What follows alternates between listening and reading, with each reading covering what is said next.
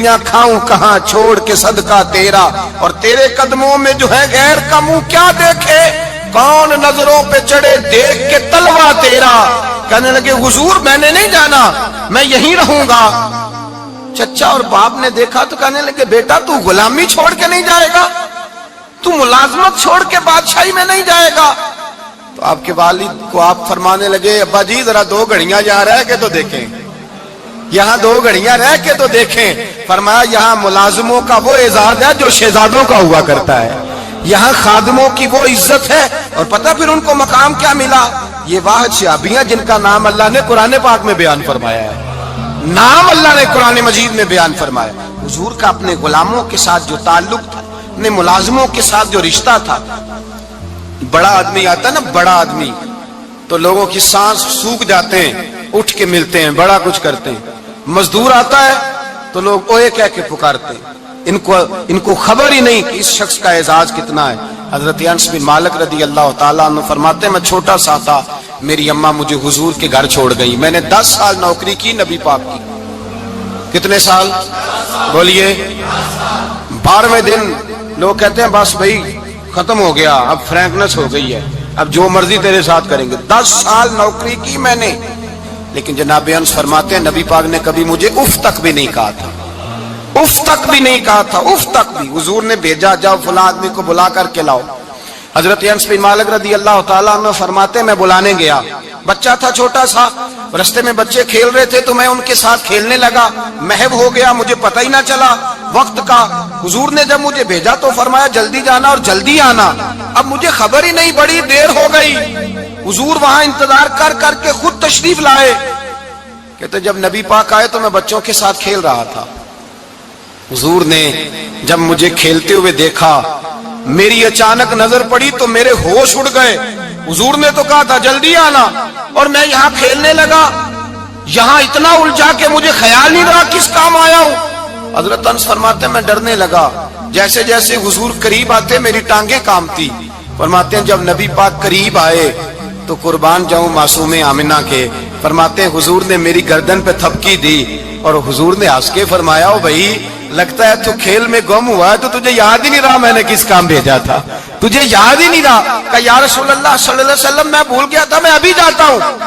کیا انداز ہے، کیا شفقت ہے، کیا رنگ ہے۔ حضور میں ابھی گیا اور ابھی آیا۔ نبی پاک نے فرمایا نہیں یار تو کھیل میں خود ہی چلا جاتا، تو کھیل یہاں میں خود جاتا۔ یہ اعزاز، یہ فضیلت، یہ درجہ کس نے ذروں کو اٹھایا اور صحرا کر دیا، یہ کس نے قطروں کو ملایا اور دریا کر دیا، یہ کس کی حکمت نے یتیموں کو کیا در یتیم اور غلاموں کو دنیا بھر کا مولا کر دیا، یہ کس نے اتنا۔ میرے بھائی مزدور کو حضور نے اعزاز دیا، نبی پاک اپنے ہاتھ سے کام کرنے والے کے ساتھ اس نے سلوک کرتے، محبت کرتے، پیار کرتے۔ ایک بوڑھی اماں تھی جو مسجد میں جھاڑو دینے کی مزدوری کرتی تھی۔ کیا کام کرتی تھی؟ دعا کریں اللہ ہم سب کو مسجد کی صفائی کی توفیق عطا فرمائے۔ بوڑھی اماں تھی، مسجد کی صفائی کرتی تھی، نوکری کرتی تھی، بیمار ہو گئی، بخاری شریف میں موجود ہے۔ اللہ کے محبوب صلی اللہ علیہ وسلم روز تیمارداری کرنے جاتے۔ ایک وقت ایسا آیا کہ دن میں 2 مرتبہ حضور تیمارداری کرنے جاتے۔ ایک شام نبی پاک نے فرمایا اس کا انتقال ہو جائے تو مجھے اطلاع کرنا۔ صحابہ کہتے ہیں رات کے وقت ان کا انتقال ہوا، ٹھنڈ کا موسم تھا، ہم نے حضور کو تکلیف دینا مناسب نہ سمجھا، ہم نے دفن کر دیا۔ سویرے اللہ کے حبیب نے پوچھا تم نے مجھے اطلاع کیوں نہیں دی؟ حضور سردی بڑی تھی۔ کون جاتا ہے مزدوروں کے جنازوں میں؟ کون جاتا ہے مزدوروں کے جنازے میں؟ یہاں تو اب جنازے بھی سیاسی ہو گئے ہیں، اب تو کوئی بہت بڑا امیر آدمی فوت ہو جائے تو وہاں رش ہوتا ہے، وہاں رش ہوتا ہے، غریبوں کا تو جنازہ بھی کوئی نہیں پڑتا۔ حضرت جناب سیدنا ابو ہریرہ رضی اللہ تعالیٰ عنہ فرماتے ہیں حضور نے فرمایا مجھے اطلاع کیوں نہیں دی؟ تمہیں اس کے اعزاز کا نہیں پتا؟ وہ مزدور تھی، مسجد میں جھاڑو دیتی تھی، تم نے خبر ہی نہیں دی؟ حضور وصال ہو گیا، فرمایا چلو مجھے بتاؤ قبر کہاں ہے۔ حضور سارا کچھ جانتے ہیں لیکن یہ ساری تمہید اس لیے بیان کی کہ ایک مزدور کی شان واضح ہو جائے۔ فرمایا بتاؤ قبر کہاں ہے؟ صحابہ کہتے ہیں ہم قبر پہ لے گئے تو میرے نبی نے فرمایا صفے بناؤ میں دوبارہ جنازہ پڑھاؤں گا۔ میں دوبارہ جنازہ نہیں ہو سکتا، اس وقت ہو سکتا ہے جب وارث نے نہ پڑھاؤ، پھر دوسرا جنازہ جائز ہے۔ وارث نہ پڑھے تو اس سے پہلے 20 جنازے بھی ہو جائیں تو جب وارث پڑھ لے پھر دوسرا جنازہ نہیں ہو سکتا. حضور نے دوسرا جنازہ اس لیے پڑھایا کہ حضور اپنی ساری امت کے وارث ہیں. نبی پاک ساری امت کے وارث ہیں. فرمایا پر بناؤ صفے، میں جنازہ پڑھاتا ہوں. مزدور کو اعزاز دیا، پیار کیا. حضرت عبد الرحمن ابن عوف رضی اللہ تعالیٰ عنہ فرماتے ہیں ایک دن میرا دل کیا تھا کہ میں غریب ہو جاؤں. کیا ہو جاؤں؟ آپ اپنے لیے دعا نہ کریں لیکن حضرت عبد الرحمن ابن عوف کے الفاظ تو دہرائیں. وہ کیا کہہ رہے ہیں کہ میرا دل کرتا تھا میں اللہ. ایک دن میرا، بڑے امیر آدمی تھے نا صحابہ میں سب سے زیادہ امیر، فرمانے لگے ایک دن میرا دل کیا میں غریب ہو جاؤں، غربت پسند کر لوں. اصل میں غریب کو اپنی شان کا نہیں نہ پتا. اسے جس دن پتہ چل گیا کہ میں غریب کی عظمت کتنی ہے، غریب ہر وقت اپنے آپ کو کوستا ہی رہتا ہے. اور میں اکثر کہتا ہوں کہ یہ بڑے کا قصور نہیں کہ اس نے تجھے چھوٹا جانا ہے، یہ تیرا قصور ہے. تو احساس کمتری میں کیوں مبتلا ہوا؟ تو نے اپنے آپ کو چھوٹا کیوں جانا؟ تو نے اپنے آپ کو کمزور کیوں سمجھا؟ تو نے کیوں سمجھا کہ میں مزدور ہوں تو میری عزت ہی کوئی نہیں، میرا مقام کوئی نہیں؟ کیوں تو نے ایسا سمجھا اپنے لیے؟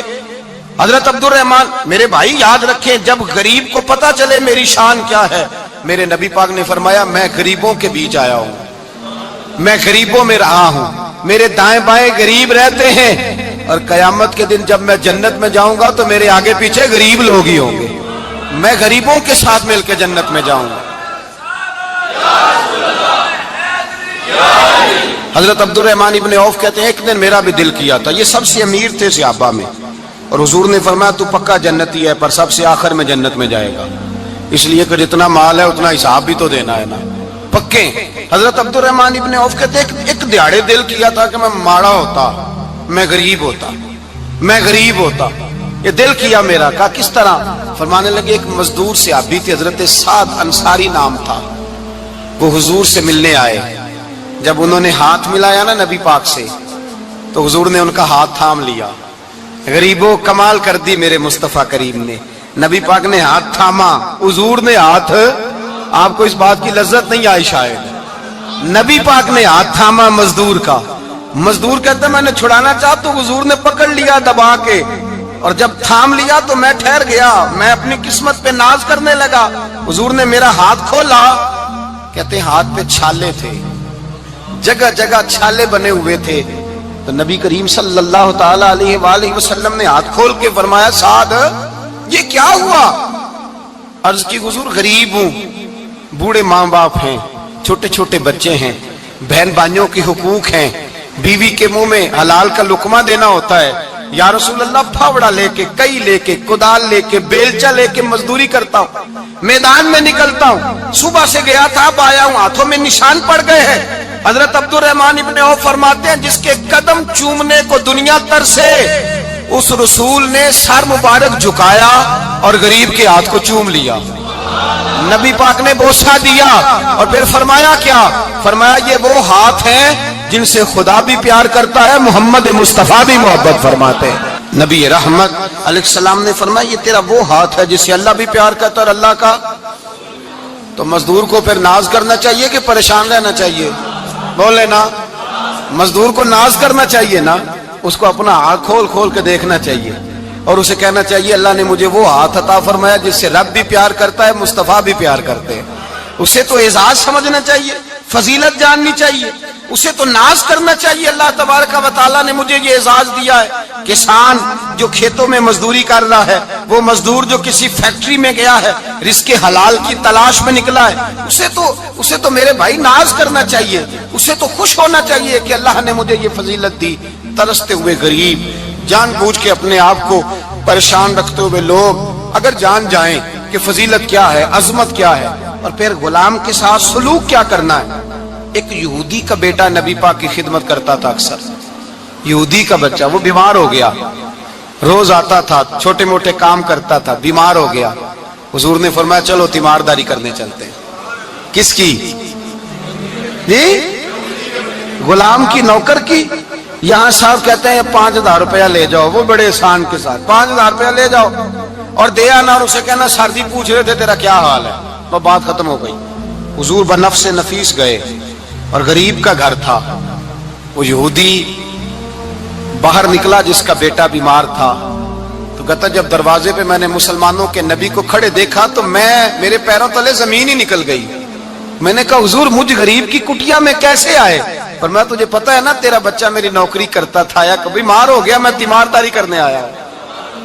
وہ یہودی کہتا مجھے خیال یقین ہی نہ آئے کہ میرے گھر میں حضور تو امیر حرم میں غریب بے نوا تو کجا من کجا میرے گھر میں حضور آئے. کہتے کہاں ہے ہمارا پیارا؟ حضور وہ لیٹا ہوا ہے. صحابہ کہتے ہیں نبی پاک سرانے گئے تو اس کا آخری وقت تھا, تھوڑا سا ٹائم تھا. میرے مصطفیٰ نے فرمایا تو میری نوکری کرتا تھا, آج میں تیری تیمارداری کرنے آیا ہوں. غلاموں سنو, جو رسول اللہ کی نوکری کرے آخری وقت آئے تو اللہ کے رسول پہنچ جایا کرتے ہیں, حضور پہنچ جایا کرتے ہیں. نجم کی ہے خدا آرزو ہے یہی, عاشق زار کی آبرو ہے یہی, موت کے وقت سر ان کے قدموں میں ہو, دید ہوتی رہے دم نکلتا رہے. حضور پہنچ جاتے ہیں. نبی پاک تشریف لائے, بیٹھے سرانے. حضور نے جب اپنا برف سے ٹھنڈا اور کستوری سے زیادہ خوشبو والا ہاتھ اس کے بالوں میں پھیرا, آنکھیں کھولی, حضور نے فرمایا چل کلمہ پڑھ جا, چل میرا کلمہ پڑھ جا. ساری دنیا در رسول پہ آ کے کلمہ پڑھے اور حضور اسے کلمہ پڑھانے گھر تشریف لے گئے. یہ ایک مزدور کو, ایک محنت کرنے والے کو اعزاز دیا. گھر گئے, کلمہ پڑھ لے. اس نے اپنے والد کی طرف دیکھا اور والدہ کی طرف دیکھا, ماں باپ یہودی ہیں, رونے لگے. کہنے لگے بیٹا یہ ہم سے زیادہ بڑھ کر تیرے حق میں خیر خواہ ہے, جیسے کہتے کر لے. اس نے کلمہ پڑھا اور حضور کی گود میں لوٹ پوٹ ہونے لگا. کلمہ پڑھا, روح پرواز کر گئی. شارحین کہتے ہیں جب نبی پاک وہاں سے نکلے تو حضور نے فرمایا اٹھاؤ اس کی میت کو. ماں باپ کہنے لگے کہاں لے جانا ہے؟ فرمایا ہم اپنے طریقے کے مطابق غسل کفن کریں گے, اس لیے کہ جو کلمہ پڑھ جائے پھر وہ میرا ہو جایا کرتا ہے, میرا ہو جایا کرتا ہے. بھائی یاد رکھیں, مزدور کو حضرت ربیعہ بن کعب فرماتے ہیں میں حضور کو وضو کراتا تھا, رات کا وضو میری ذمہ داری تھی, صرف ایک وضو رات کا. ہمارے ہاں تو 25 سال مزدور مزدوری کر کے چلا جاتا ہے, پر وہ مزدور ہی رہتا ہے, وہ مزدور ہے, اس کا کوئی اعزاز نہیں, کوئی. اس کے لیے وہ کہتے ہیں اب بابا جی آپ کو کھانسی زیادہ آتی ہے, اپنے بیٹے کو لگا دیں, کسی اور کی ڈیوٹی لگا دیں, اب آپ کام نہیں کر سکتے. 25 سال نوکری کی, ملا کیا؟ حضرت ربیعہ کہتے ہیں میں وضو کراتا تھا رات کا. میرے نبی پاک نے فرمایا شادی کیوں نہیں کرتا؟ تو میں نے کہا یا رسول اللہ نہ میرے پاس حسن ہے, نہ پیسے ہیں, نہ کوئی کاروبار ہے, مجھے کون رشتہ دے گا؟ میرا روپ بھی نہیں تے میرا رنگ بھی نہیں, میں نے یار مناؤن دا ٹانگ بھی نہیں, کون مجھے رشتہ دے گا؟ کہتے ہیں حضور خاموش ہو گئے. دوسرا دن آیا تو میں وضو کرانے پہنچا تو نبی پاک نے فرمایا شادی کیوں نہیں کرتا؟ کہتے ہیں میں نے کہا حضور کون رشتہ دے گا؟ وہی 3 باتیں دہرائیں, نہ پیسے ہیں, نہ حسن ہے, نہ کوئی کاروبار ہے, نہ مکان ہے. فرمایا حضور نے تیسرے دن پھر کہا. جب دوسرا دن ہوا نا تو حضور نے کہا, حضور خاموش ہوئے میرے جواب پر. میں نے کہا یار کتنا بیوقوف ہوں, حضور روز پوچھتے ہیں اور میں جواب ہی نہیں دیتا. کہتے ہیں تیسرے دن میں نے ارادہ کیا آج نبی پاک پوچھیں گے تو میں کہوں گا حضور جیسے دل کرتا ویسے ہی کرا دیں. کہتے ہیں تیسرے دن میں گیا, سارا وضو کرا لیا, پر نبی پاک نے پوچھا ہی نہیں. میں ارادہ کر کے گیا تھا کہ آج پوچھیں گے تو بتا دوں گا, حضور نے پوچھا ہی نہیں. فرماتے ہیں وضو مکمل ہو گیا, میں دروازے تک چلا گیا تو مصطفیٰ نے آواز دی. فرمایا واپس پلٹنا, میں پلٹا تو حضور نے فرمایا تو شادی کیوں نہیں کرتا؟ کہتے ہیں میں کھل کے مسکرایا. میں نے کہا محبوب تیرے کرم پہ قربان جاؤں, کیا انداز محبت ہے, حضور مہربانی کریں کرا دیں. فرمایا فلاں سردار کے پاس جا, ایک وضو کراتے ہیں, اور اعزاز حضور نے کتنا دیا, جا سردار کے پاس اور اسے جا کے کہہ کہ اللہ کے رسول فرماتے اپنی بیٹی کا نکاح تیرے ساتھ کر دے. فرماتے میں گیا, ماں باپ کو بڑی فکر ہوتی ہے بیٹیوں کی. وہ کہنے لگا میں شام کو خود نبی پاک کی بارگاہ میں آؤں گا. کہتے میں باہر نکلنے لگا تو وہ بچی پردے کی اوٹ سے بولی, کہنے لگی غلام ٹھہر جا, ابا جی آپ کو میری فکر ہے, اماں جی میری فکر ہے, میری فکر نہ کریں اور یہ نہ دیکھیں آیا کون ہے, یہ دیکھیں بھیجا کس نے ہے. آپ مجھے حوالے کریں نبی پاک کے, حضور کے حوالے کریں, اللہ رسول مجھے کبھی ضائع نہیں کریں گے. حضرت ربیعہ کہتے ہیں حضور نے میری شادی کا بندوبست کیا. حضرت بریدہ اسلمی سے کہا کہ تو اس کے لیے کھجور کی گٹھلی کے برابر سونا لا. حضرت حارثہ بن نعمان سے کہا تو اس کے لیے ایک کمرے کا حجرے کا بندوبست کر. حضرت عثمان غنی سے کہا تو نے ولیمہ کرانا اس کا. فرمایا میں تو تھوڑی نوکری کرتا تھا, مصطفیٰ نے ساری زندگی کا ہی بندوبست فرما دیا. یہ مزدور کے ساتھ حضور کا انداز ہے. پہلے میں نے شروع میں کہا کہ مزدور اس بات کو سمجھتا ہی نہیں کہ اس کا مقام کتنا, وہ اس بات کو جانتا ہی نہیں اللہ نے اسے اعزاز کتنا دیا ہے. ملت کا جوان سب سے پہلے تو کبھی کسی کی جیب کی طرف نہ دیکھے. اور یہ بات یاد رکھ لیں, درجنوں بزرگوں کے ارشادات کی روشنی میں ایک موٹی بات بیان کر رہا ہوں. توجہ ہے میری بات پر؟ جس کی توجہ دوسروں کی جیب پہ ہوتی ہے وہ رسوا ہو جاتا ہے. کاہل لوگ جو زندگی میں صرف ہاتھ پھیلانے کے عادی ہوتے ہیں, ان کے دامن میں سوائے رسوائی کے کچھ نہیں آتا, ان کے حصے میں سوائے بدنامی کے کچھ نہیں آتا. اور جو اپنی بازو کی قوت کے زور پر, اقبال کہتے ہیں اپنی دنیا آپ پیدا کر اگر زندوں میں ہے, سر آدم ہے ضمیر کن فکاں ہے زندگی. اپنے لیے خود جینا سیکھیں, ملت کے لیے کچھ کرنا سیکھیں. معاشرے کے اندر اس سے ادھار پکڑ کے اس کو دے دیا, تو اس سے پکڑ کے اس کو دے دیا. 2 دن اس کے پاس چلے گئے لینے, تو 4 دن اس کے پاس چلے گئے. کبھی کو دوست باہر سے آ گیا تو اس کے پیچھے بھاگنے لگے, چاپلوسی کرنے لگے. 2-4 جوڑوں کی خاطر, ایک موبائل کی خاطر چھوڑیں اس دھندے سے باہر آئیں. میں نے کہا ایک پیشہ برا ہے, ایک پیشہ, اور وہ ہے ہاتھ پھیلانا. باقی کوئی پیشہ برا نہیں. 18 گھنٹے مزدوری کرو, نکلو باہر, نکلو میدان میں آؤ, جدوجہد کرو, مزدوری کرو جب تیرا ہاتھ مزدوری تک جائے. اور یاد رکھو رزق حلال کھانا ہے اور رزق حلال ہی کھلانا ہے. یہ وقار ہے, رزق حلال مومن کا وقار ہے. جو لوگ لقمہ حرام کھاتے ہیں وہ اپنا وجود کھو بیٹھتے ہیں, روحانی طاقتیں کھو بیٹھتے ہیں. میرے اعلیٰ حضرت رحمت اللہ علیہ فرماتے ہیں جس کا نماز میں دل نہ لگے, جس کا مسجد جانے کو دل نہ کرے, جس کا عبادت پہ توجہ نہ ہو, جس کا دین کی طرف رغبت نہ ہو, اسے غور کرنا چاہیے کہ اس کا کئی رزق میں لقمہ حرام تو شامل نہیں ہو گیا. فرمایا جب لقمہ حرام شامل ہوتا ہے تو اللہ تبارک و تعالی معرفت کا نور چھین لیتا ہے, پھر انسان کی زبان سے تاثیر چلی جاتی ہے, پھر اس سے سجدوں کی جو کیفیت ہوتی ہے وہ روٹ جاتی ہے, درود و سلام کے ذائقے نصیب نہیں ہوتے. میرے مصطفیٰ کریم صلی اللہ علیہ وسلم گزر رہے تھے, ایک آدمی دعا مانگ رہا تھا, یا رب یا رب یا رب یا رب کہہ رہا تھا. نبی پاک نے فرمایا یہ قیامت تک بھی دعا مانگے تو اس کی قبول نہیں ہوگی. صحابہ نے کہا حضور آپ تو رحمت للعالمین ہیں اور آپ فرما رہے ہیں اس کی دعا قبول نہیں ہوگی. نبی پاک نے فرمایا اس لیے قبول نہیں ہوگی کہ جو کپڑے پہنے ہیں وہ بھی حرام پیسوں کے ہیں, اور جو اس نے کھایا ہے وہ بھی حرام پیسوں کا ہے, اور جو پیا ہے وہ بھی حرام پیسوں کا ہے. کیسے اس کی التجا اس کی بارگاہ میں قبول ہوگی جب یہ لباس سے لے کر خوراک تک اور خوراک سے لے کر مشروب تک ہر چیز ناجائز پیسے. تو معرفت کا حسن کیسے پیدا ہوگا, فجر میں آنکھ کیسے کھلے گی, قرآن پاک کی طرف دل کیسے جائے جب تیرے اندر رزق حلال جاتا ہے. حضرت بایزید بستامی فرماتے ہیں تو محنت کر کے حلال کی روٹی کھا, وہ تیرے وجود کے اندر جا کے نور بن جائے گی, اور ایسا نور بنے گی کہ وہ روٹی تجھے صبح خود جگا کے بیدار کرا کے اللہ کی بارگاہ میں جھکا دے گی. رزق حلال کھائیں, محنت کریں, جدوجہد کریں. حاتم طائی بہت بڑا سخی تھا. کسی شخص نے ایک دن حاتم طائی سے پوچھا کہ تو نے کبھی اپنے سے بھی بڑا سخی دیکھا ہے؟ کہنے لگا ہاں میں نے اپنے شہر کا ایک بابا دیکھا تو مجھ سے بھی زیادہ سخی ہے, مجھ سے بھی زیادہ سخی, مجھ سے بھی زیادہ تھا, تجھ سے زیادہ. کہنے لگے میں نے سارے شہر کی دعوت پکائی, چھوٹے بڑے امیر غریب سارے آئے, دعوت پکائی سارے شہر کی, سب لوگ آئے, ہر آدمی کو میں نے بلایا, علماء کو, ادیبوں کو, شاعروں کو, تاجروں کو, صنعت کاروں کو, سب کو دعوت دی. میں نے سوچا کہ ذرا دیکھوں تو صحیح پلٹ کے کوئی رہ تو نہیں گیا جو آیا نہ ہو. چہرے پہ میں نے نقاب ڈالا اور میں باہر نکلا. ایک ضعیف بزرگ لکڑ آ رہا, جنگل میں لکڑیاں کاٹ رہا ہے. میں اس کے پاس گیا تو میں نے کہا بابا تجھے نہیں پتا آج حاتم طائی کی دعوت ہے, تو نہیں گیا؟ کہنے لگا بیٹا مجھے خبر آئی تھی, اطلاع ملی تھی, پر میں نہیں گیا. تو کیوں نہیں گیا؟ کہنے لگے مجھے ہاتھ کی کمائی کر کے کھانے کا چسکا لگ گیا ہے, مزہ لگ گیا ہے ہاتھ کی کمائی کھانے کا.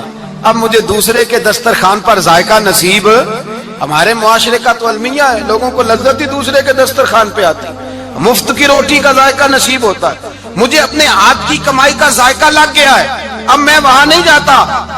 کہتے ہیں میں پلٹنے لگا تو بابے نے بلایا, کہنے لگا ادھر آ یار. میں گیا تو اس نے 5 آنے نکالے.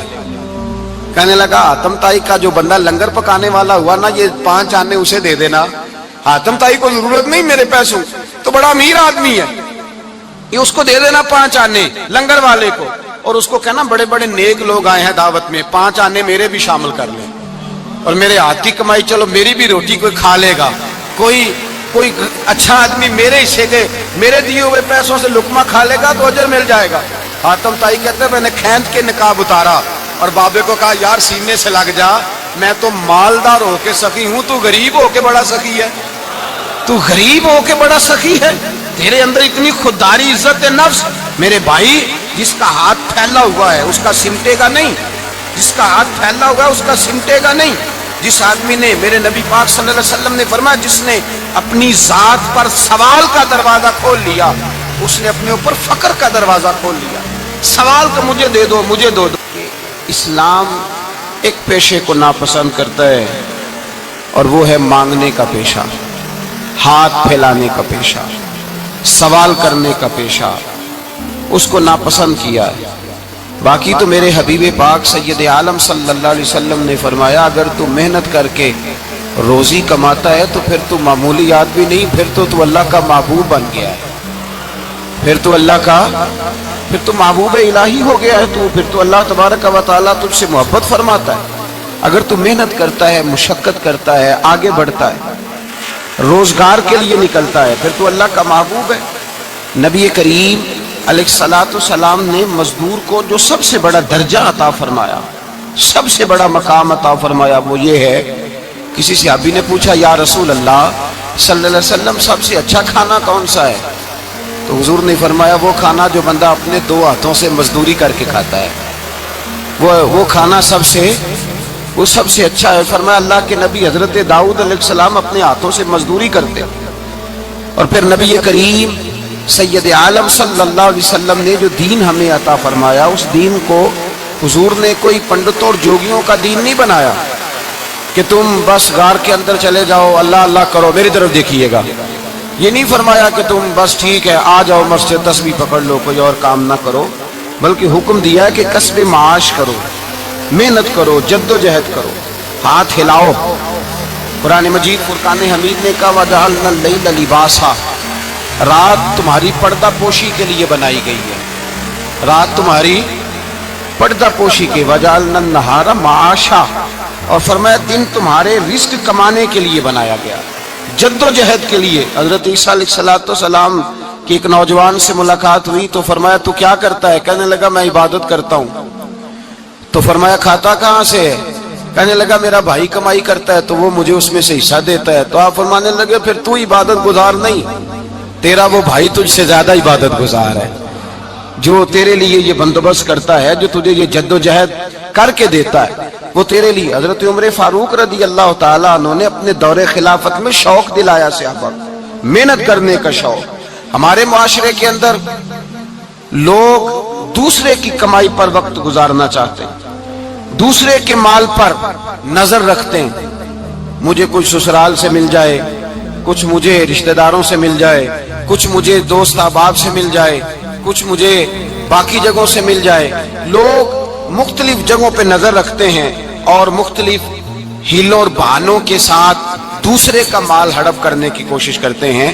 میرے حبیب کریم علیہ السلام نے توجہ دلائی صحابہ کو، مزاج عطا فرمایا۔ نبی پاک صلی اللہ تعالی علیہ وآلہ وسلم نے ارشاد فرمایا، حضرت عمر کی بات کر رہا تھا، پہلے اس کو مکمل کروں۔ جناب عمر فاروق رضی اللہ تعالیٰ عنہ نے شوق دلایا صحابہ کو۔ تو ایک دن آپ گزر رہے تھے تو ایک صحابی وہ درخت لگا رہے تھے، اپنے ہاتھ سے درخت لگا رہے تھے۔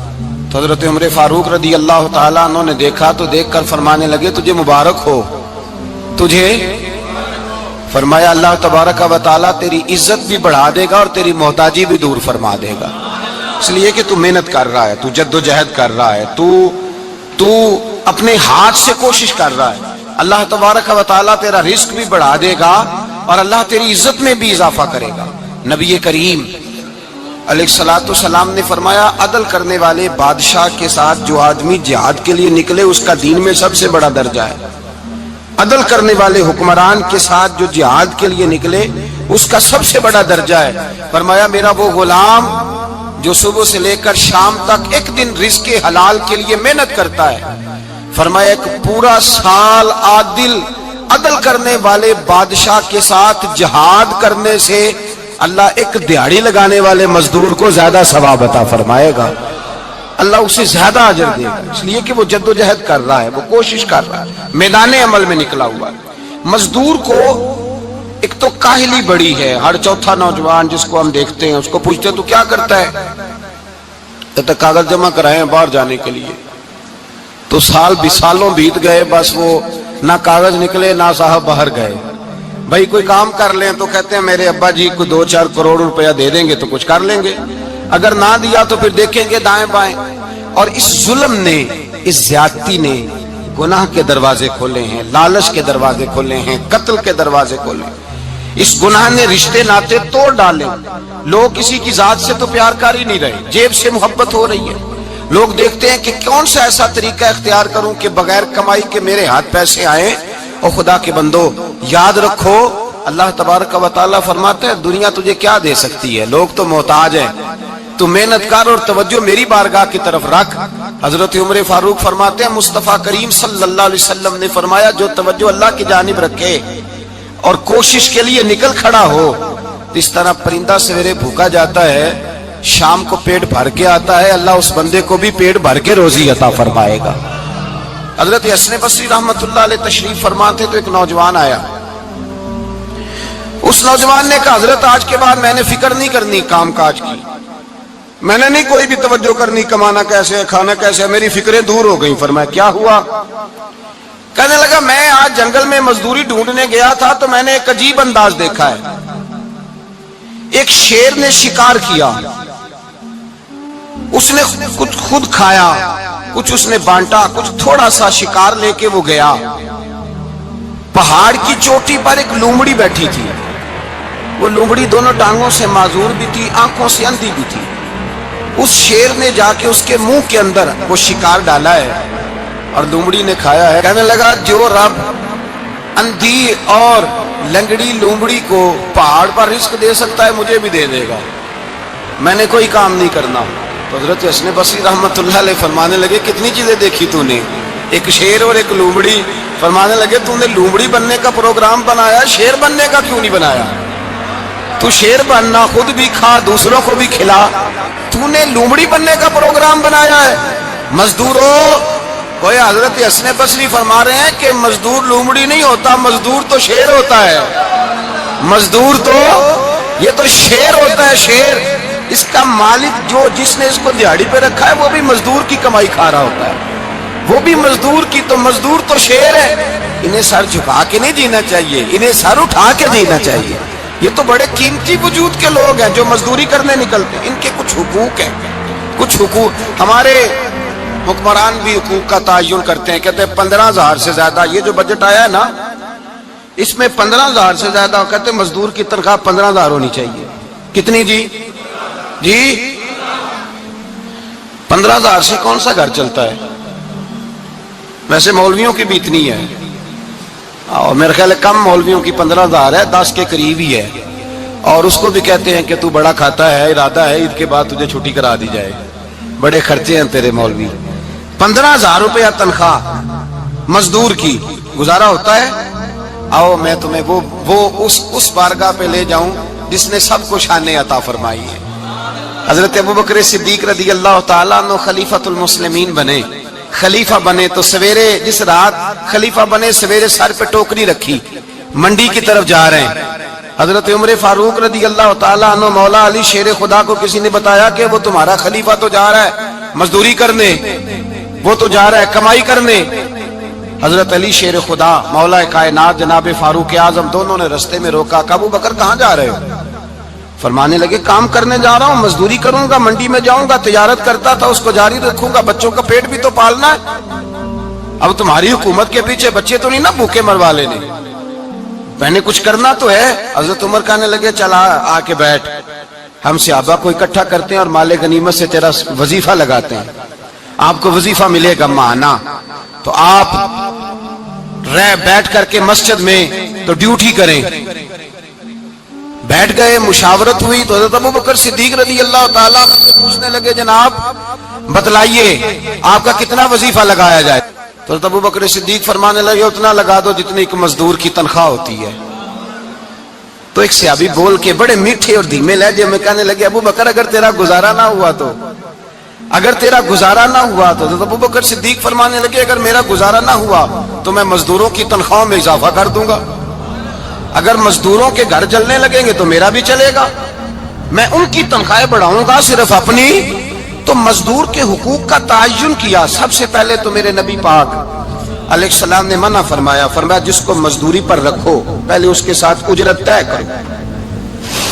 حضور صلی اللہ علیہ وسلم نے فرمایا جب تک اجرت واضح نہ ہو جاؤ کسی کو کام پر، جب تک اجرت واضح نہ ہو جائے، مکمل نہ ہو جائے کہ کیا دینا ہے، طے کریں۔ کیا لوگے جو جناب دے دیں گے لے لوں گا، شریعت اس کو پسند نہیں کرتی، محبوب نہیں رکھتی۔ پہلے اس کے ساتھ پہلا حق مزدور کو یہ دیا کہ اس کی اجرت پہلے، بولیے اجرت پہلے اجرت طے ہوگی، یہ پہلا حق ہے۔ اور مزدور کا دوسرا حق کیا بیان کیا میرے نبی پاک نے؟ فرمایا جب، اور یہ ایسی اعلیٰ بات ہے کہ جتنے حقوق لکھنے والے ہیں نا، جتنے بین الاقوامی سطح پر انسانی حقوق کا چارٹر بنانے والے ہیں، وہ کہتے ہیں کہ یہ ایسا نقطہ حضور نے بیان کر دیا ہے کہ اس سے آگے کو بڑھ ہی نہیں سکتا، یہ ایسی بات ہے کہ جس کی شرح بھی کوئی نہیں کر سکتا۔ میرے حبیب کریم علیہ الصلوۃ والسلام نے فرمایا پہلے طے کرو، اور کیا خوبصورت لفظ ہے، قانون بنا دیا۔ فرمایا جب مزدور مزدوری کر لے تو اس کا پسینہ خشک ہونے سے پہلے اسے ادا کر دینا، اس کا پسینہ خشک ہونے سے پہلے اسے اس کی مزدوری دے دو۔ بیچارے نے محنت کی ہے، اپنے گھر جائے، یہ نہیں کہ اس نے مزدوری کیا تو تم نے کہا نہیں ادھر سے پینٹ صحیح نہیں ہوا، یہ تو لے جا 2000 اور پھر میں تیرا حساب کروں گا، ابھی ذرا میں چیک کرا لوں 2-4 لوگوں کو بلا کر کے، وہ فلاں جگہ سے نا ایک کونا خالی رہ گیا۔ اللہ سے ڈرنا چاہیے، اللہ سے ڈرنا چاہیے۔ اگر اللہ تبارک و تعالیٰ نے 2-1 آدمیوں کو ملازم آپ کا بنا دیا ہے تو پھر خیال ہونا چاہیے۔ ایک صحابی اپنے خادم غلام کو مار رہے تھے تو میرے نبی پاک تشریف لائے، فرمایا کیوں اسے مار رہا ہے؟ حضور غلطیاں بڑی کرتا ہے۔ تو نبی پاک نے فرمایا جتنا تجھے اس پر اختیار ہے نا، اس سے کہیں بڑھ کر میرے رب کو تیرے اوپر بڑا اختیار ہے۔ کہا حضور یہ بڑی غلطی کرتا ہے، میں آخر کتنا معاف کروں؟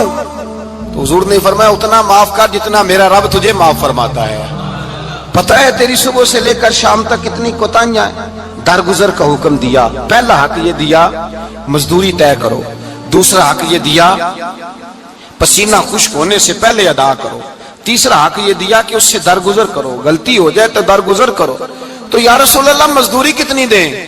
میرے نبی پاک بخاری مسلم حضور سید عالم صلی اللہ علیہ وسلم نے فرمایا مزدور کا حق بیان کیا نبی پاک نے، اور ایک بات ارشاد فرمائی تو اس کے اندر کئی پہلو، ایک حدیث میں کئی پہلو بیان فرمائے۔ حبیب پاک نے فرمایا جیسا تم کھاتے ہو ویسا ہی اسے کھلانا۔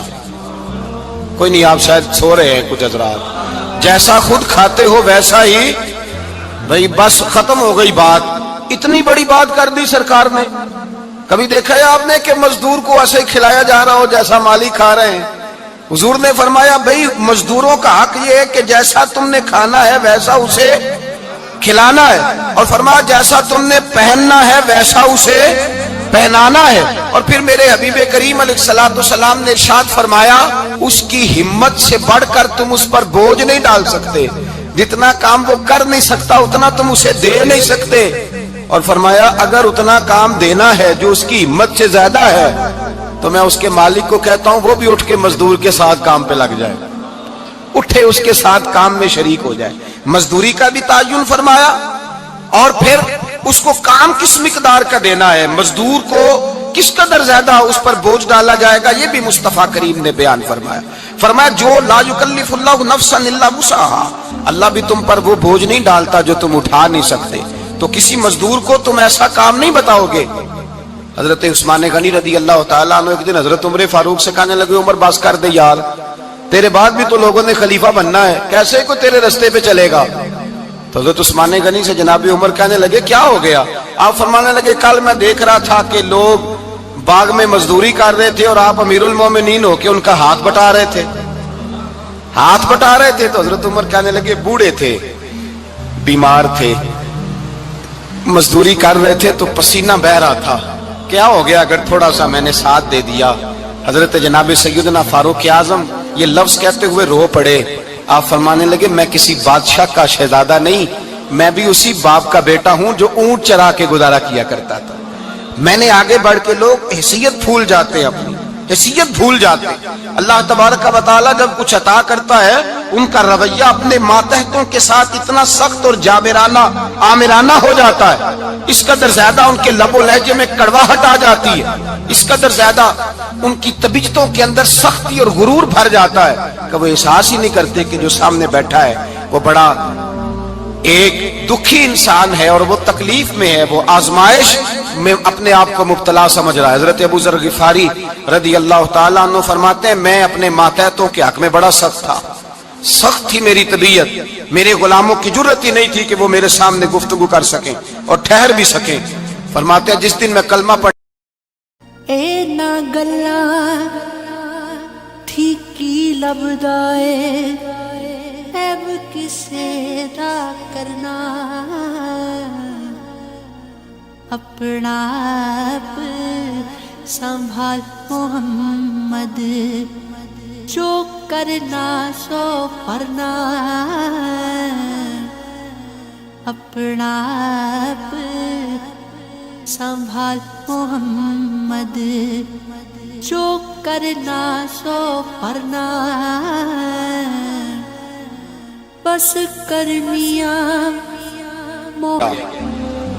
जिस दिन मैं हुजूर की बारगाह में, तो मैंने कहा हुजूर कोई खास नसीहत? तो नबी पाक ने फरमाया, मेरी नसीहत तेरे लिए ये है कि जैसा तूने खाना है वैसा ही गुलाम को खिलाना है, जैसा तूने पहनना है वैसा ही गुलाम को पहनाना है। हजरत अबू ज़र कहते हैं, जो मेरे अंदर कमी थी वही मेरे नबी ने नसीहत कर दी, जो मेरे अंदर कोताही थी वही गैब जानने वाले रसूल ने बतला दी। फरमाते मैं घर गया, जब मैं जाता था तो मुलाजिमों का सांस खुश्क हो जाता था, वो कांपने हाँपने लगते थे कि जाने अब ये क्या करेगा। हजरत अबू ज़र गिफारी फरमाते मैं गया, एक शख्स से मैंने कहा खाना पकाओ, खाना पकाया, दस्तरखान पे लगाया और अपने सारे मुलाजिमों को कहा, आओ यार मेरे साथ बैठ के रोटी खाओ, आओ सारे मेरे साथ बैठ के खाना खाओ। फरमाते उन्होंने खाना खाया, फिर मैं उनको बाजार ले गया, जैसे कपड़े मैं पहनता था वैसे मैंने उनके लिए भी खरीदे।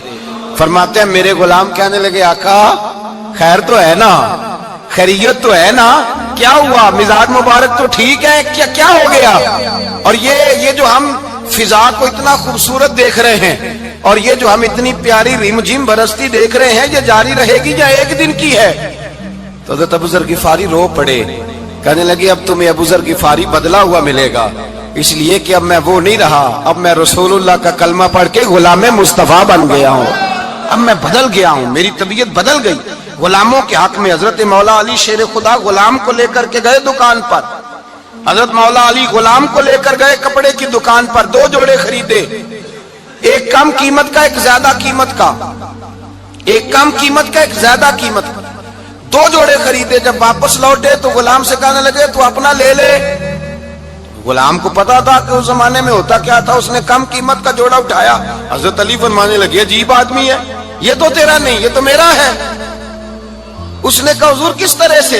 आप फरमाने लगे तेरे लिए कीमती जोड़ा इसलिए खरीदा है कि तू जवान है, और मैंने अपने लिए इसलिए छोटा खरीदा है कि मैं तो अब बूढ़ा हो गया हूँ, मुझे तो आदत नहीं। कहने लगा हुजूर बूढ़े और जवान का मतलब नहीं, आप अली हैं, मन कुन्तु मौला फ़हाज़ा अलीयुल अली मौला, अली मौला, आप चूंकि मौला अली हैं और आप अमीरुल मोमिनीन हैं, लिहाजा आपने तख्त पर बैठना है, आपने सल्तनत को चलाना है, आप पहनिए। तो हजरत अली फरमाने लगे तू मेरा गुलाम बना है ना, तूने अभी मेरे नबी का दीदार नहीं ना किया, तू बाद में आया है ना, अगर तू उस दौर में होता तो जान जाता कि ये अमल मेरा है, पर इसके पीछे जो नसीहत के फूल है वो मुस्तफा के अता फरमाए हुए। तो भाई याद रखें, नबी करीम सैयद आलम सल्लल्लाहु ताला अलैहि वसल्लम ने तायुन फरमाया मजदूर के हुकूक का, तायुन किया। हजरत हकीम बिन हिजाम कहते हैं मैं हुजूर की बारगाह में बैठा था, तो नबी पाक सल्लल्लाहु अलैहि वसल्लम से मैंने कहा या रसूल अल्लाह आपको कौन सा आदमी पसंद है, कौन सा मेहनत करने वाला पसंद है? तो हुजूर ने फरमाया जिसके दोनों हाथ काम करें, दोनों पैर चलें اور اس کی پیشانی پر پسینہ آئے وہ بندہ مجھے بڑا اچھا لگتا ہے. جس کی پسینہ آئے. آج لوگ مزدوری نہیں کرتے, دائیں بائیں دیکھتے ہیں. لوگ اپنے اندر وہ توانائی, وہ غیرت, وہ خودداری پیدا نہیں کرتے. بھائی گردن کو جھکا دیتا ہے خیرات کا پتھر, جہاں میں مانگنے والوں کے سر کبھی اونچے نہیں ہوتے. اور ایک بار کہنے لگے غیرت ہے بڑی چیز جہان تگ و دو میں, پہناتی ہے یہ فقر کو تاج سردارا. اپنے اندر یہ توانائی پیدا کرنی چاہیے, یہ کوشش کرنی چاہیے. میرے نبی کریم صلی اللہ علیہ وسلم نے فرمایا تمہارے بعض گناہ ایسے ہیں جو صرف تم مزدوری کرنے جاؤ گے تو اللہ تمہاری مزدوری کی وجہ سے ہی تمہارے گناہ معاف فرما دے گا. اللہ تمہاری محنت اور کوشش کے سبب سے تمہاری ان غلطیوں سے درگزر فرمائے گا. حبیب کریم سید عالم صلی اللہ علیہ وسلم نے فرمایا مزدور جب قیامت کے دن آئے گا, بھئی عالم تو آیا, صوفی تو آیا, درویش تو آیا, صحابہ تو آئے, ان کا آنا تو شفاعت کے لیے شمار کیا گیا. میرے مصطفیٰ نے فرمایا جب مزدور آئے گا, مزدور کی سب سے بڑی غلطی یہ ہے کہ مزدور اپنے آپ کو نیچ سمجھتا ہے. مزدور کی سب سے بڑی غلطی یہ ہے کہ یہ اپنے آپ کو چھوٹا سمجھتا ہے. اس کی زیادتی یہ ہے کہ یہ اپنی سوچ کو بڑا نہیں کرتا. یہ سمجھتا ہے نہیں کہ بھئی میں تو دو ہاتھوں کی محنت کی کمائی کھاتا ہوں, یہ آرزو کرم اور میں آپ سے کروں, یہ بھیک اس کو دیجئے جس کا خدا نہ ہو. مزدور کی زیادتی یہ ہے کہ یہ اپنے آپ کو چھوٹا جانتا ہے. میرے مصطفیٰ نے فرمایا جب مزدور محنت کرنے والا قیامت کے دن آئے گا تو اس کا چہرہ اس طرح چمکے گا جس طرح 14ویں کا چاند چمکا کرتا ہے. اس قدر اس کا چہرہ چمکے گا جب آئے گا وہ صبح قیامت. میرے بھائیوں مزدور ایک عظیم شخصیت کا نام ہے. محنت کرنا, اپنے دونوں ہاتھوں سے مشقت کرنا, جدوجہد کرنا. مجھے کئی سارے لوگ, میں جب ملک کے مختلف گوشوں میں جاتا ہوں تو کئی سارے لوگ کہتے ہیں آپ کے ابا جی کا مزار کدھر ہے, آپ کس مزار کے سجادہ نشین ہیں؟ تو میں ان سے کہتا ہوں میں سجادہ نشین نہیں, میں تو کسان کا بیٹا ہوں. اور میں اس شخص کا بیٹا ہوں جو رات کو 2 بجے اٹھ کے بھی گھر سے نکلتے تھے 2 نفل پڑھ کے. تو ہم پوچھتے تھے کہ اماں جی ابا جی کہاں گئے, تو کہتے تھے چند کھیتوں کو پانی لگانا تھا اور رات کو رخصت ہو گئے. فخر کی بات ہے, یہ اعزاز کی بات, یہ اعزاز کی بات ہے. ہم نے ساری زندگی ان کے ہاتھ پہ چھالے دیکھے لیکن بات لفظ زبان پر یہی دیکھی کہ بیٹا عزت والا وہی ہوتا ہے جو اپنے ہاتھوں سے محنت کر کے روزی کھایا کرتا ہے. بھائی یاد رکھیں یہ اعزاز کی بات ہے. اعزاز, مزدور کا بیٹا فخر کرے, کسان کا بیٹا ناز کرے. وہ جو آدمی سویرے جاتا ہے ویلڈنگ کا پلانٹ لے کے کام کرنے, اس کا بیٹا ناز کرے. وہ جس کا باپ پھاوڑا چلاتا ہے, چھینی چلاتا ہے, تھوڑا چلاتا ہے, وہ ناز کرے. اور مزار صرف ان لوگوں کے نہیں ہوتے جو اللہ اللہ کرتے ہیں, ہو کرتے ہیں, وہ تو قابل اعزاز ہے اللہ کے بندے, ان کے بھی مزار ہوتے ہیں. مزار وہ بھی ہوتا ہے جس کو میرے مصطفیٰ نے فرمایا القاسب حبیب اللہ, جو محنت کرتا تھا ہاتھوں سے جدوجہد کرتا تھا, وہ بھی تو اللہ کا دوست ہے نا, اس کا بھی تو مزار ہے نا, اس کی بھی تو قبر پر انوار ہے جو اللہ کا محبوب ہو کے گیا. تو بھائی اپنا اعزاز جانے سمجھے اس بات کو. میرے مصطفیٰ کریم صلی اللہ علیہ وسلم مزدور کو عزت دیتے, وقار دیتے, اور جو حضور کے گھر میں خادم ہوتے ان کی ناز برداری کرتے. ہمارے گھر میں جو بی بی برتن دھوتی ہے وہ ہمارے ساتھ بیٹھ کے روٹی نہیں کھا سکتی, اس کو یہ اجازت نہیں ہوتی. ہمارا جو مزدور ہوتا ہے نا, ایک صاحب کہنے لگے یہ بچہ میرے پاس کام کرتا ہے, اس کے ابا جی بھی کرتے تھے. تو میں نے کہا اس کا مطلب یہ ہے کہ تم نے آگے نہیں بڑھنے دیا, تم نے کہا مزدور ہی رہنا ساری زندگی, یہی رہنا میرے پاس, آگے نہ بڑھنا. میرے مصطفیٰ کریم سید عالم صلی اللہ علیہ وسلم کے پاس جو لوگ کام کرتے تھے, محنت کرتے تھے, مشقت کرتے تھے. ہمارا ملازم ڈرتا ہے, کامتا ہے, وہ بات کرتا ہے تو صاحب جی کہتے کہتے زبان تھکتی ہے, 100 دفعہ موڈ کو دیکھتا ہے, گالیاں کھاتا ہے بیچارہ, اس کی عزت نفس کو اچھالا جاتا ہے, اس کو رسوا کیا جاتا ہے, اور وہ بیچارہ رات کو رضائی میں منہ دے کے روتا ہے کہ یار میرے نصیب صرف اس لیے کمزور ہیں کہ میں غریب کے گھر میں پیدا ہوا ہوں. ہم احساس نہیں کرتے, اور مزدور کو کبھی موقع مل جائے جان چھوٹنے کا تو بھاگ جاتا ہے. ہمارا کردار اور اخلاق ایسا نہیں ہوتا.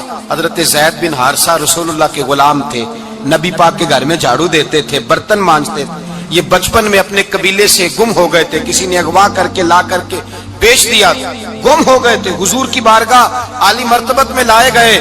حضرت زید بن حارثہ سارا دن کام کاج کرتے, कोई आदमी आया उनके इलाके का, मक्का मुकरमा, उनको पहचान कर वापस गया उनके कबीले में और जाके बतलाया कि तुम्हारा बेटा तो मोहम्मद इब्ने अब्दुल्ला सल्लल्लाहु अलैहि वसल्लम के पास। उस वक्त हुजूर ने भी ऐलान नबूवत नहीं फरमाया था। इनके वालिद हारसा चचा लेने आए और नबी पाक के पास आए तो 2 थैलियां शर्फियों की भर के लाए। कहने लगे हुजूर ये पैसे ले लें, 2 थैलियों में पैसे डालें, दिनार है दिरहम है, हुजूर ले लें, हमारा बेटा दे दें। नबी पाक सल्लल्लाहु अलैहि वसल्लम ने फरमाया तुम्हें गलती लग गई है, पैसे पीछे हटाओ, मैं जैद को बुलाता हूं, मैं जैद को, इधर देखिएगा, मैं जैद को, मैं उसे बुलाता हूं, अगर वो जाना चाहे तुम्हारे साथ तो मुझे एतराज नहीं, ले जाना। चचा और बाप कहने लगे आप अजीब बात करते हैं, वो गुलामी छोड़ के नहीं जाएगा, आप अजीब बात करते हैं, वो मजदूरी छोड़ के बादशाही इख्तियार नहीं करेगा, हम खाते पीते लोग हैं, उसकी माँ तरस गई है उसको मिलने को, बहनें रोती हैं, वो जाएगा नहीं। मेरे हबीब ने फरमाया तुमने अभी ये जायका चखा नहीं, तुम्हें इसका पता नहीं, तो मैं बुलाता हूं, अगर जाना चाहे तो पैसों की जरूरत नहीं, ले जाना। हजरत जैद को पैगाम दिया, आए, हुजूर ने फरमाया वो तुम्हारे वालिद खड़े हैं, वो चचा हैं, लेने आए हैं। जनाबे जैद गए, बाप के गले से लगे, बिछड़े हुए बाप बेटा एक दूसरे को मिलके खोल के रोए। कहा बेटा तेरी माँ की आंखें पत्थर हो गई तेरा रास्ता देख के, तेरी बहनें तरसती हैं तेरे चेहरे के दीदार को, बेटा वो गलियां भी रोती हैं जिनमें तू खेला करता था, पर अब फिक्र की बात कोई नहीं, अब कोई परेशानी नहीं, मैं पैसे लाया हूं तुझे ले जाऊंगा। नबी पाक सल्लल्लाहु अलैहि वसल्लम ने देखा ना जब बाप बेटे की गुफ्तगू हो गई, आंसू बह गए, बोझ हल्के हो गए, तो मेरे करीब ने फरमाया जैद अगर तुम चचा के साथ वालिद के साथ जाना चाहो तो मेरी तरफ से इजाजत है, तुम जा सकते हो। ये लफ्ज कहे तो जनाबे जैद दौड़ के हुजूर के कदमों में आके बैठ गए, हुजूर के कदमों में बैठ गए और गोया फाजिल बरेलवी अलैहि रहमा नक्शा बयान करते हैं, कहने लगे तेरे कदमों में रहूं, गैर की ठोकर पे ना डाल, मैं झिड़की। दुनिया ते जो कम ना आया, दुनिया ते जो कम ना आया, औखे सौखे वेले उस बेफैज संगी कोलों हसा बेतर यार अकेले